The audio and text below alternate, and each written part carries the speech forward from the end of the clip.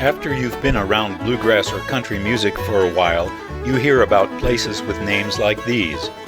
From the perspective of today's fans, many of these music parks are only memories, though others are still thriving as active musical sites. Many of you already know that I have a special interest in the Brown County Jamboree site at Bean Blossom, Indiana, which Neil Rosenberg first took me to visit in 1968, describing it as Bill Monroe's own music park.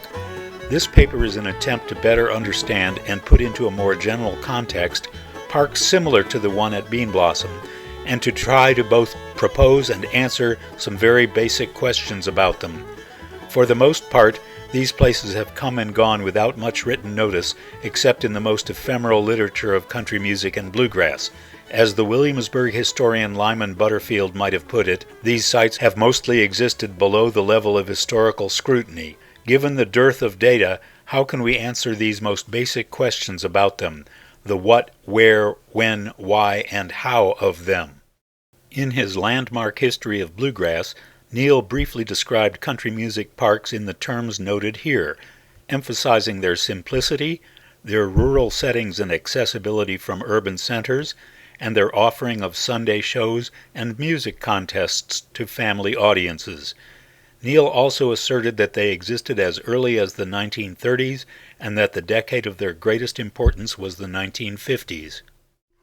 Richard Smith described the country music parks in similar terms, using the phrase dinner on the ground, which puts such picnic grounds into the context of church-based, all-day singing events. Smith also took special note of the park's roofed-over stages, benches, and basic sound systems, and acknowledged their value as an unorganized circuit of performance venues. Finally, he pointed out their value to families and to a growing subculture of northern enthusiasts like Mike Seeger and Ralph Rinsler, whose own subsequent careers in the wake of the folk song revival repeatedly acknowledged their initial encounters with Bill Monroe and other seminal artists at Sunset Park. From such descriptions and the reminiscences of fans and artists, we can construct a list of the features that define an idealized rural country music park. The focus on outdoor performances of country music is primary, but there are other common factors: the Sunday shows, family orientation, limited use of advertising, picnic facilities, private ownership, the rural location, and the possibility of camping on the grounds. Inverting the characteristic features can help us distinguish some kinds of musical venues that might seem superficially similar to the rural country music parks, but which violate the ideal model in one or more ways. For instance, many fiddlers' conventions and radio barn dances, which seem to be grounded in the same social matrix as that described by Ralph Rinsler at the country music parks, actually take place in the midst of cities. Public or municipal parks may occasionally host bluegrass or country music shows, but are not founded with that as a central purpose. Some parks focus on other styles of music or offer only seasonal events like festivals. Many of the Little Opries studied by folklorist Amy Davis present country and bluegrass shows, but they tend to be held in indoor facilities like converted small-town theaters, and they lack campgrounds and parking lots of their own. Note, however, that I'm here presenting features that help define only an idealized model. The actual features of performance venues often change dramatically through time, as at Bean Blossom and Renfro Valley, which both initially lacked outdoor stages. Where did the rural country music parks come from?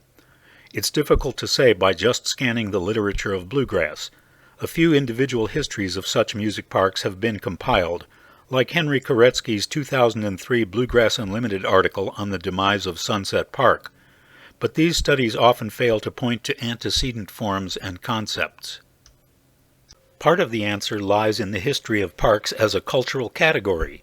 Etymologically, parks go back over 1,000 years, and the term originally indicated enclosed outdoor hunting areas. Before the 12th century, deer parks had been created by those at the top of the feudal system for their own use, with the word deer then designating game animals in general. The family name Parker arose in the same period, identifying the keeper of a deer park.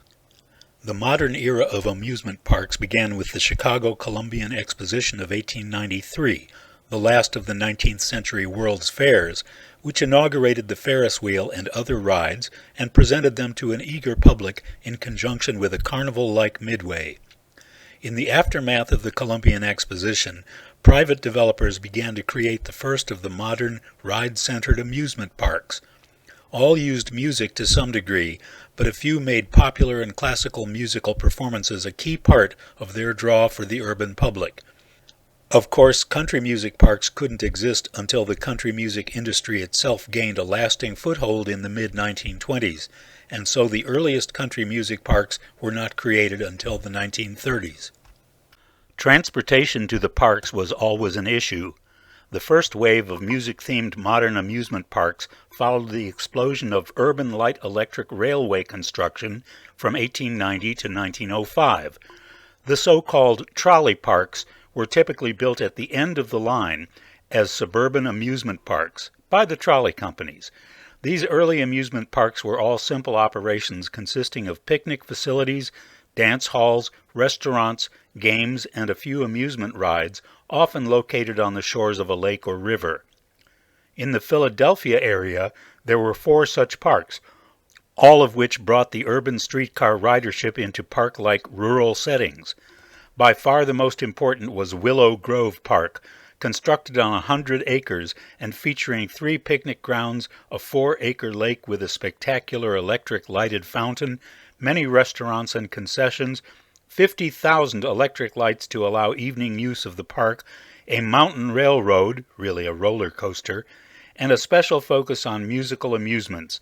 The Willow Grove Music Pavilion had a grand band shell that repeatedly attracted band and orchestra performances by Victor Herbert and John Philip Sousa, among many others.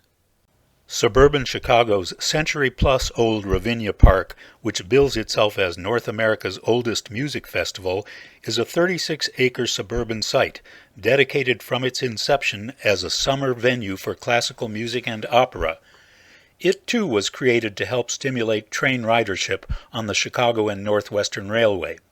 Interestingly, Ravinia's concept of a music festival embraces an entire summer season of musical events, which today will include jazz and popular music, along with the classical orchestra and opera repertoire that originally dominated. As a promotional idea, rural music parks may have evolved in part from the notion of musically specialized theme parks, like Ravinia and Willow Grove. But as a cultural form, the rural music parks owe a conceptual debt to several earlier American social institutions, including the religious camp meeting, the Chautauqua movement, and regional fiddlers' conventions. All of these bear striking and important relations to the broad development of the country music genre itself. The camp meeting dates to the late 18th century and has deeper roots in the Great Awakening of evangelistic fervor that swept through Europe and America before that. In Kentucky, the Great Revival brought the new institution of the religious camp meeting.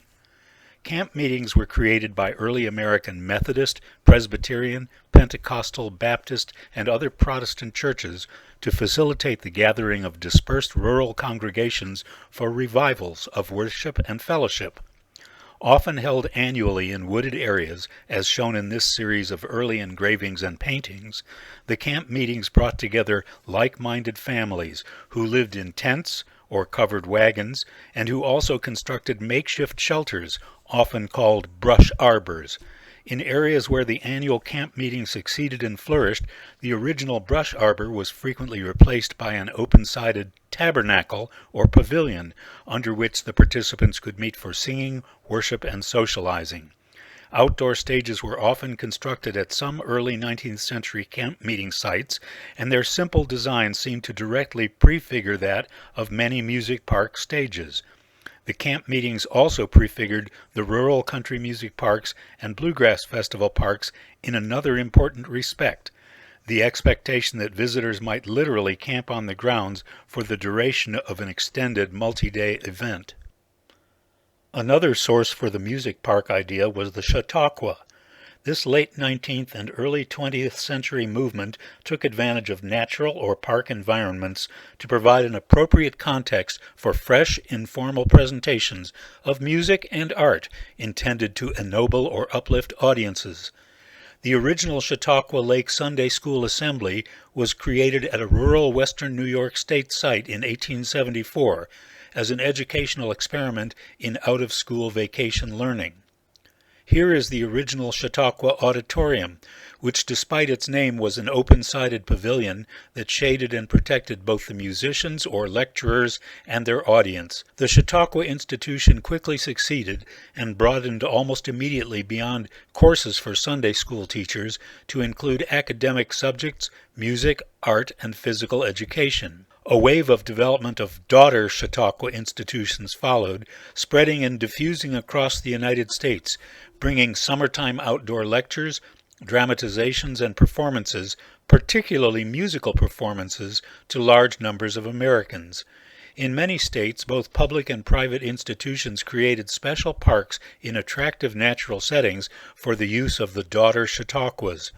Virtually all of these, particularly the obviously named Chautauqua Parks, still found in Ohio, Iowa, Nebraska, Colorado, and beyond, have in common their regular use for public musical performances, both commercial and free. Typically, Chautauqua parks, like their camp meeting antecedents and music park descendants, had one or more focal points for performance: amphitheaters, open-sided pavilions, and outdoor stages, all constructed, improved, and maintained as part of the park's facilities. From early times, too, those attending the special annual summertime Chautauqua events would camp on or near the park grounds, generating the feeling of a camp meeting community and heightening the emotional impact of all that was presented. Fiddlers' contests or conventions have been held in America since the early 1700s. A fiddle contest boom occurred in the mid-1920s with the advent of radio, when many large nationally promoted fiddling championships were broadcast. Henry Ford sponsored many such competitions. While the core event of any such convention was the competition itself, often held in an urban center like Atlanta, or as in this picture, Mountain City, Tennessee, the cultural scene at most Southern fiddle contests included much more. Again, quoting Neil Rosenberg, "What really animated these festive occasions were the social activities taking place before, during, and after the contest. Fiddlers and other musicians met, talked, and played music informally.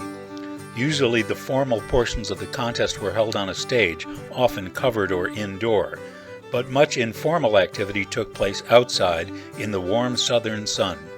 Acquaintances were renewed, tunes swapped, drinks taken, often clandestinely, and new musicians, often youngsters, initiated. Meals were shared, news exchanged, instruments swapped or sold, late hours kept. All were part of the offstage aspects of these events. It was such socializing that Ralph Rinzler encountered for the first time at country music parks." The oldest country music parks I've so far identified began in the late 1930s, and interestingly enough seem to have been created outside the southern core associated with country music. Following the main trends of country music at that time, the early parks were often called ranches and favored western music. In southern New Hampshire, the Lone Star Ranch was built on private land in 1938 and featured summertime Sunday shows with artists like Elton Britt, Georgia May, and other New England stars. In the early 1940s, the park was operated by Sagebrush Jim Marshall and his band, and he promoted Grand Ole Opry acts, movie stars, and groups like the Hoosier Hotshots and the Sons of the Pioneers. In the mid-40s, country music radio personality Gene Laverne, originally from Minnesota, took charge of the ranch. His band was known as the Lone Star Ranch Gang. During that time, the ranch held 2 shows plus an open jamboree show every Sunday afternoon. The ranch featured acts like Roy Acuff, Kitty Wells, and Ernest Tubb from the Grand Ole Opry, and yodeling Kenny Roberts and Doc and Chicky Williams from the WWVA Jamboree in Wheeling, West Virginia. Another northern country music park of the early 40s, also Western-themed, was the C-Bar C Ranch in North Windham, Maine, which drew huge crowds like the one shown here. In east-central Pennsylvania, the Santa Fe Ranch was opened by Shorty Long and his wife Dolly, and it presented the same pattern of very popular Sunday shows, with the same emphasis on Western music and radio stars. A different emphasis was developed at Renfro Valley, Kentucky by radio promoter John Lair. The story of John Lair's creation of a near-mythical bucolic haven for traditional Kentucky country music has been examined in detail by many writers. The original Renfro Valley radio presence began in 1937 on WLW in downtown Cincinnati, 2 years before Lair's development of the park site at Renfro Valley. Lair's real desire to establish the music part in rural Rockcastle County, Kentucky, is said to have grown directly from his experiences as a promoter at WLS's National Barn Dance. Quote, "Studying the culture in Chicago, Mr. Lair noticed that many folks came in from out of town, from the country to the city, for the shows. This got him thinking in the reverse, that city folks may enjoy a trip to the country. With this hypothesis, the idea to build a barn in Renfro Valley to broadcast from and to hold shows in was born." Because of Lair's experiences at WLS, his vision of Renfro Valley, unlike most other private music parks, was developed with radio at its very core. Renfro Valley's large radio footprint and long regular exposure helped make that park a successful venture that could concentrate on the vision of a single type of music, old-fashioned country and folk music from the mountains of eastern Kentucky, as defined and presented through the years by Lair himself. One of the longest-lasting and most important parks was Sunset Park in eastern Pennsylvania near the Maryland state line. This was the place where, after 8 years of listening to Bill Monroe without daring to approach him, Ralph Rinzler finally asked him for an interview, only to be brusquely told, "If you want to know about bluegrass music, ask Louise Scruggs." Fortunately, Rinzler persisted and soon forged a key relationship with Monroe, managing his career in 1963, drafting graduate student Neil Rosenberg to run the park at Bean Blossom, and helping to forge Monroe's reputation as the father of bluegrass music. Sunset Park remained an important country and bluegrass music venue through the next 3 decades, but it closed in 1995 due to the increasing costs of maintenance and the unreachable demands of a new generation of country music stars. Central and northern Indiana saw the creation of several Western-themed country music parks in the latter 1940s, including Shady Acres Ranch near Lafayette. This small park was the home base for Curly Myers, second from left in this picture. Myers was an electric guitarist and humorist who had worked previously with Captain Stubby and the Buccaneers on WLW. Another early park outside the core country music region was Indian Ranch in Webster, Massachusetts, now billed as New England's home of country music. It took its name from its founder, a Native American named Ernest Wallace, who seated the audience on wooden logs and booked local and regional acts until the park's success let him supplement them with nationally known radio stars.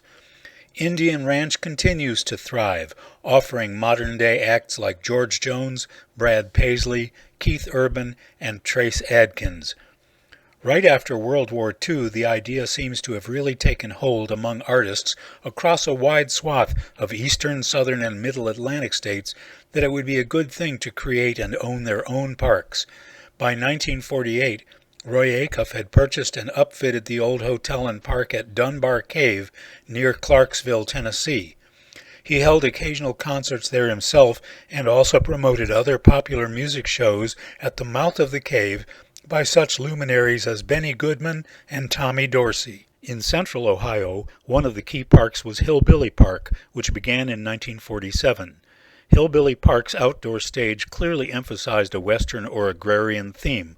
Note the painted rear walls of the stage, with painted horses looking out of their stalls at the Flatt and Scruggs comedy segment being done by Josh Graves and Jake Tulloch. Frontier Ranch, just 15 miles east of Columbus on Highway 40, was created in direct imitation of Hillbilly Park. Note the large covered stage and central audience area. Because of the shaded audience area, the stage at Frontier Ranch didn't have to be in a grove of trees, but it's next to them and partly shaded by them. This park had years of very successful Sunday shows under different managers, including Hank Newman and the Georgia Crackers, Cliff Howard and Marvin Flegel Sr., and they also began holding annual festivals in the early 1970s under Flegel and later on under Darrell Adkins.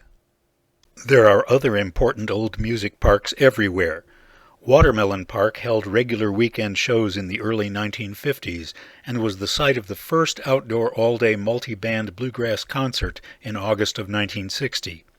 Watermelon Park was also used for a series of Carlton Haney's festivals in the 1960s, and though he was no longer Monroe's manager, in the late 60s Ralph Rinsler made it to Watermelon Park to take in Monroe and the other shows there.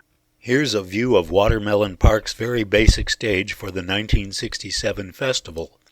Both the festival events and the Sunday shows at music parks gave musicians a chance to market their recordings directly to faithful fans, and where there were musicians working a circuit, there were dedicated methods for merchandising in the parks.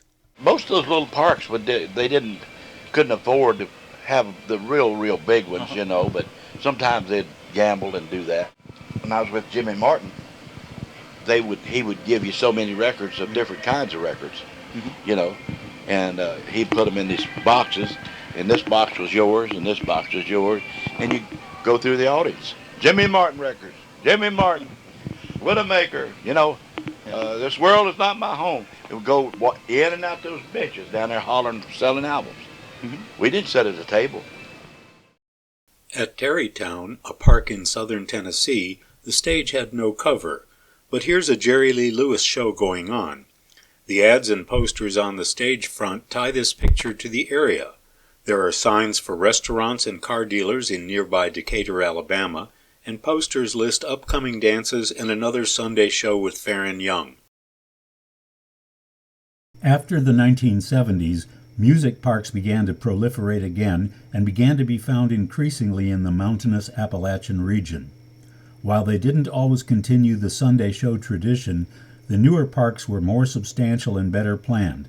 Consider the different look of this outdoor stage at Dillard's Music Park in Rome, Georgia, or their alternate performance space in this basic metal-framed barn.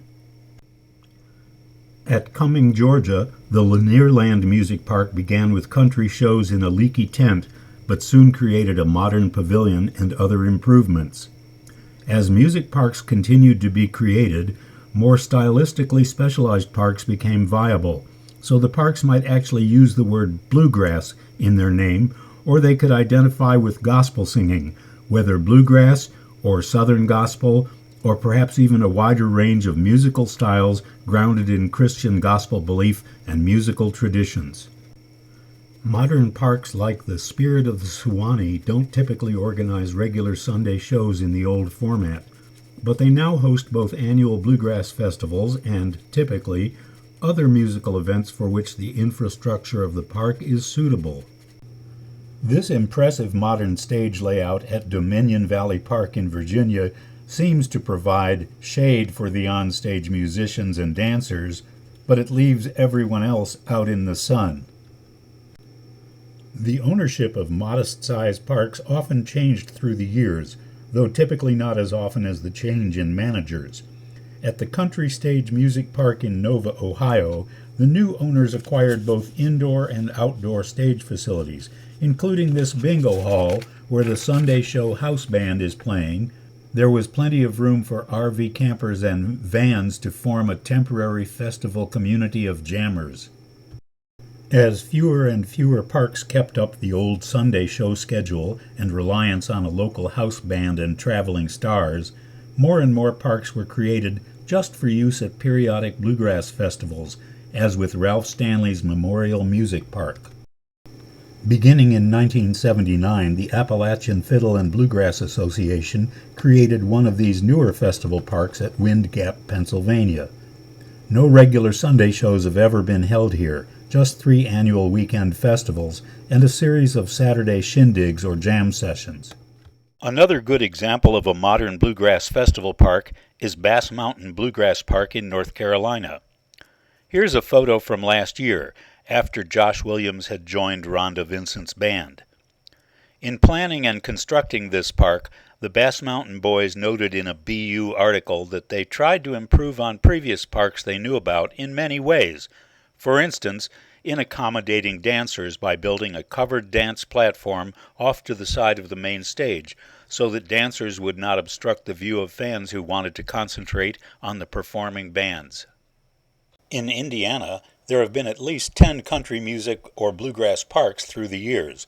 The earliest ones, dating from the 40s, were the Brown County Jamboree Park at Bean Blossom, Buck Lake Ranch in Angola, and Shady Acres Ranch in Mulberry. Later came Mockingbird Hill Park near Anderson, Haspin Acres, and Don's Bluebird Hill Park.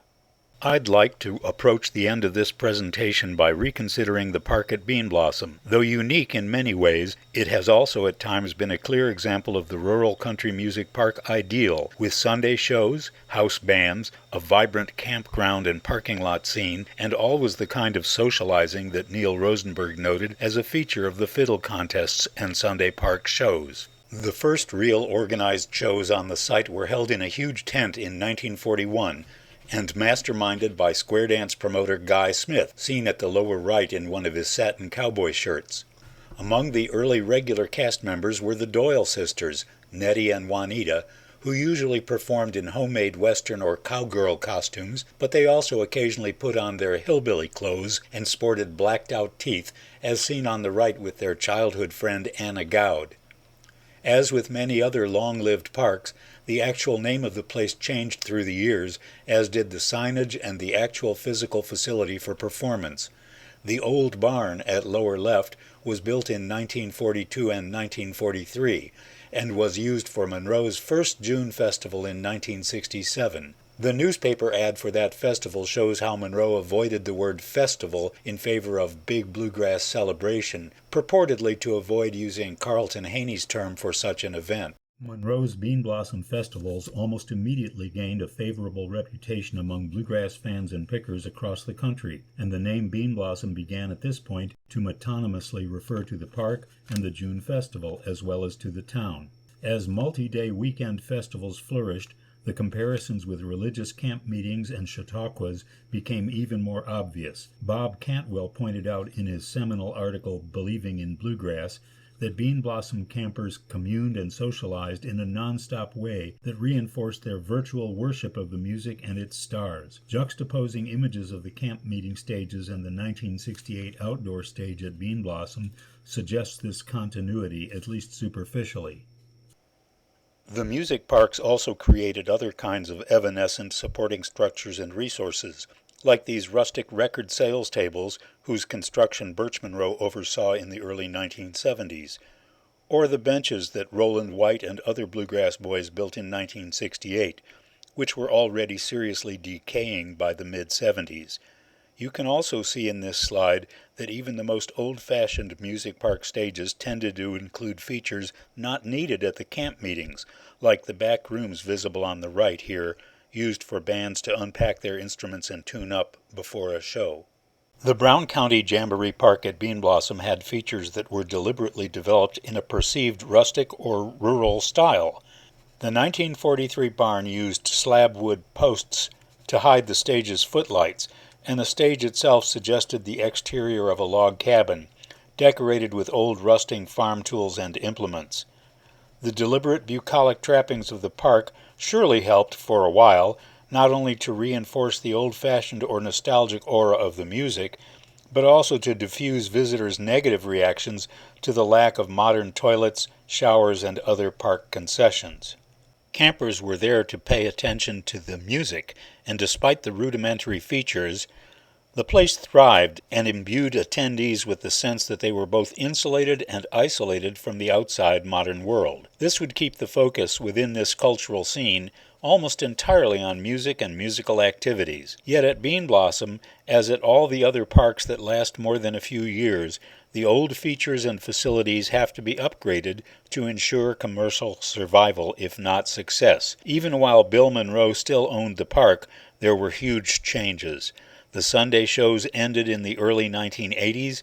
The 1968 outdoor stage was replaced with a much larger and grander facility, and the old barn was torn down to be replaced by Monroe's Hall of Fame and Museum and a purported replica of Uncle Pen's cabin. After Bill's death in 1996, James Monroe ran the park himself for one more season, then sold it to former Bluegrass boy Dwight Dillman in the spring of 1998. Dillman has made vast changes in the park's visitor infrastructure while retaining the essential identity of the place as a music park. By way of summary, I have a couple of slides that may help to reveal the evolution of the rural country music parks, first into festival parks, and later on into multi-purpose music parks that also must cater to the mobile recreational vehicle generation and provide other forms of family-oriented recreation. In looking at the numbers of such parks, I would agree with those who noted that the Sunday parks reached their greatest importance in the 1950s, but I'd argue that they did not simply disappear, but rather evolved as a class into later kinds of viable music parks. As they did so, their actual numbers and spheres of influence began to increase. The old parks that survived and the new ones that were created have had to add features and attractions to maintain their commercial viability. At the top of the list is the improvement in RV camper facilities or hookups, but older parks have also added dance platforms, gift shops, restaurants, children's playgrounds, flea markets, wintertime events, and many more sorts of features. The most radical change, in a way, is the acceptance at the old parks of a much wider range of musical styles in order to attract new audiences. In 2005, Bean Blossom's calendar includes not only the two main seasonal bluegrass festivals established by Bill Monroe, but also weekend festivals for gospel music, old-time music, jamming and jam band music, blues, rock and roll, and more. In the course of identifying and finding records of rural country music parks, I've been careful to map them.